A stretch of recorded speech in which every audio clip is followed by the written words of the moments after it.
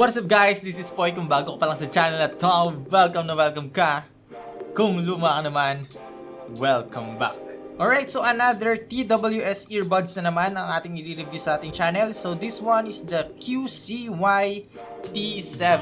Kasama natin i-unbox guys itong silica gel case nitong T7. Pwede mo siyang bilhin as bundle, no? Nakasama na itong silica gel na case. Alam nyo, magugulat kayo guys kapag nalaman nyo na yung presyo nito mamaya versus the specs na pag-uusapan natin. Excited na ako malaman ninyo, kaya wag na natin patagalin pa. Let's do this! Yo!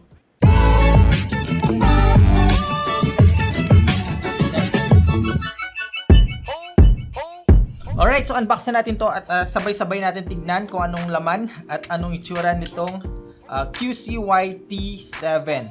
Let's go!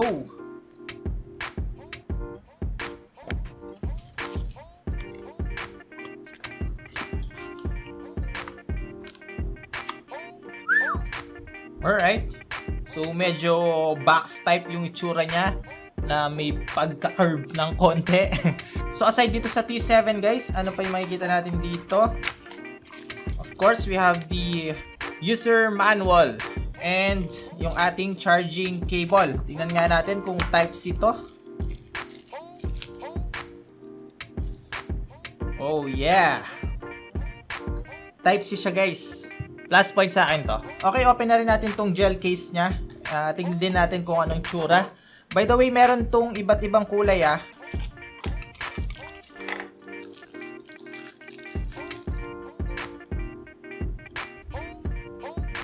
Alright, so ito na yung ating QCY T7 and yung kanyang gel case.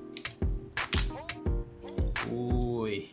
So ito yung case niya. Medyo nagustuhan ko yung pagkaagawa ng case nito guys ah. Simple lang siya. Kung makikita natin dito, meron tayong button dito for pairing.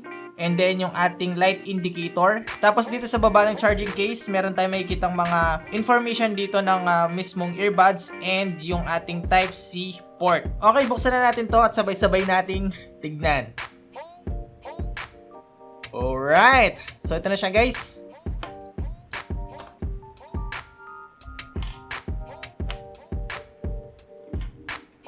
Okay, so para sa design nitong T7, nagustuhan ko yung pagkaka-build niya. Simple lang din at kakaiba din yung shape na ginawa dito. Alright? Ayan. So may kita natin guys yung dalawang dot dito. Ito na yung ating light indicator dito sa mismong earbuds. And then dito sa baba na dito yung ating contact point for charging. And by the way, magnetic siya. Alright? Ayan. And then guys, may indicator din kung left siya, alright? Para hindi siya nakakalito kapag gagamitin na natin siya. Okay. Both side guys, meron silang sensor for in-ear detection. Ito yung hindi mo makikita sa ibang earbuds at its price point. Mamaya guys, magugulat talaga kayo kung magkano yung presyo nito. Malaking bagay yun para sa akin, no? For example, may biglang kumausap sa'yo and then pupunta ka pa ng device mo, i-stop mo pa ba siya? Hindi na. Kasi automatic kapag tinanggalan natin to guys, magpo-pause kung ano man yung pinapakinggan natin or pinapanood natin. And once na binalik na natin siya, automatic na magpe-play na siya ulit or babalik na siya doon sa pinapanood natin. Alright, other specification nitong QCY T7, yung connectivity nito guys is Bluetooth 5.0 na. And then touch control na rin itong T7. Okay, so for the operation naman dito sa touch control, for music pause or resume playing, sabi dito guys is double tap, either left or right. Ayan, for example, ipo-pause natin siya, so double tap. And then kapag i-resume natin ulit, okay lang kahit dito sa other side. Ayan. For skip track or next or backward, gagawin natin guys is i-hold natin siya for 2 seconds. Ayan. And then dito naman sa side,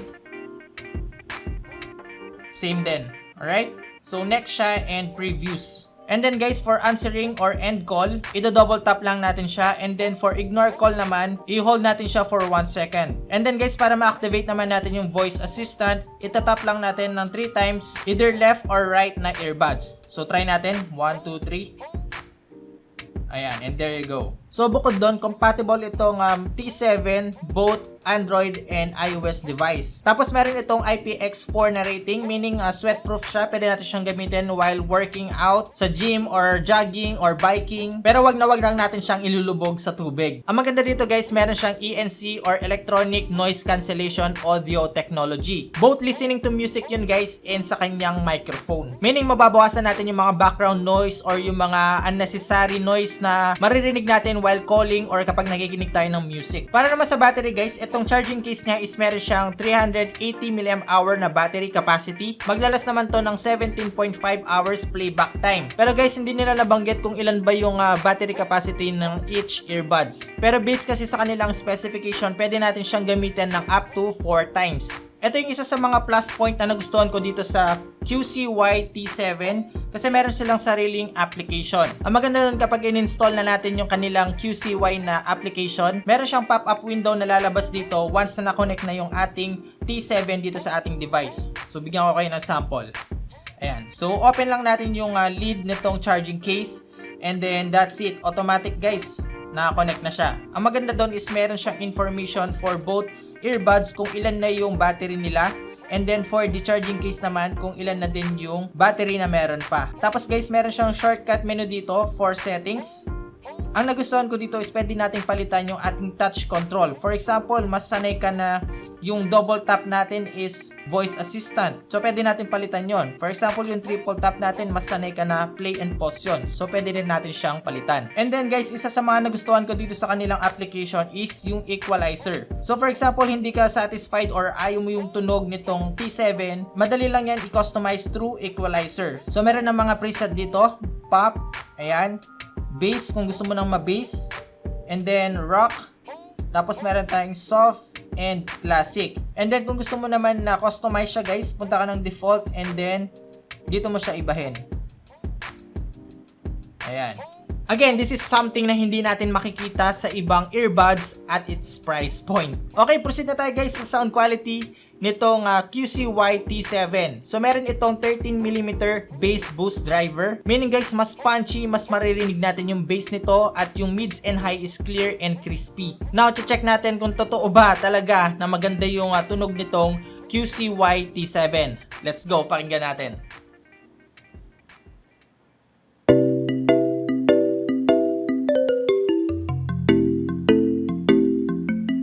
If I take you down, would you really hold me down and be your best friend? She just wanna hit me with a quickie by the pool and I'm like, yes ma'am. Well, you got me feeling for your body, you might turn me to a yes man. Oh yeah. 80 and I'm 40, I'm a nervous bitch, I'm flyer than your ex man. We ain't gotta go outside. Two-step in the rain. Wake up by my side. Don't care what you think. Oh, you just my type. Oh yeah, she know the deal like an old scripting. You ain't the first to really sell that shit. Champagne with the roof gone. Bump this jam back in Tucson. Think I got to get a move on. Never had much to lose, but you could do better with me in the middle of the road or the back of the Jeep. So baby, let's not talk about it. Alright.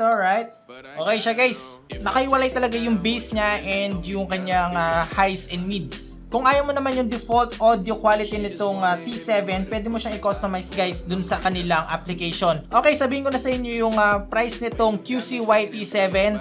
Guys, sobrang magugulat kayo. Sa kanilang official Lazada store, ang price nito is 879 pesos. 879 pesos. And then para dito naman sa silica gel case, ang price nito guys is 449 pesos. Grabe, ito yung mga nagustuhan ko at parang hindi siya akma doon sa price niya. Number 1 is yung 13mm bass boost driver. Sobrang laki na yun guys dito sa price na to. Pangalawa is meron siyang good battery life na up to 17.5 hours playback time. Pangatlo is meron siyang in-ear detection, yung kanyang sensor. Hindi mo to basta-basta makikita under 1,000 pesos. Next is yung kanilang application. So sa kanilang application guys, nakita nyo naman na kapag kinonect na natin itong earbuds na to sa ating device, meron magpa-pop up window na magsasabi kung ano na yung battery nito at ang shortcut menu para sa settings. Doon pa lang panalong panalo na tayo eh. And lastly guys is yung Type-C niya. Mas prefer ng mga tao ngayon ang mga Type-C dahil hindi lang basta sa hype kasi dahil din sa kanyang charging time. And yun naman nagustuhan ko dito sa QCY T7. 800 plus lang, magkakaroon ka na ng ganito klaseng kagandang earbuds. Of course, syempre kung gusto mo i-check itong earbuds na to, mag-iiwan ako ng Lazada official link nila dyan sa description box. Try natin humingi ng voucher para dito para mas maleles pa yung 800 plus pesos. And that's it for today's video. Sana nag-enjoy ka sa panonood at nakatulong itong video na to kung naghahanap ka ng less than 1,000 pesos na earbuds pero solid sa specs. At kung gusto pa na ganitong klaseng video, pinapayo ko na sa iyo kaibigan, mag-subscribe sa channel na to. Huwag mo na rin kalimutan mag-like, share, comment at yung notification bell para updated ka pag meron tayong bagong upload. Again, this is Poy, unboxing anything just for you. Hanggang sa muli nating pagkikita. Nice. But I gotta know that if I take you down, would you really hold me down? I'd be your best friend. She just wanna hit me with a quickie by the pool, and I'm like, yes, man. Oh yeah, oh yeah.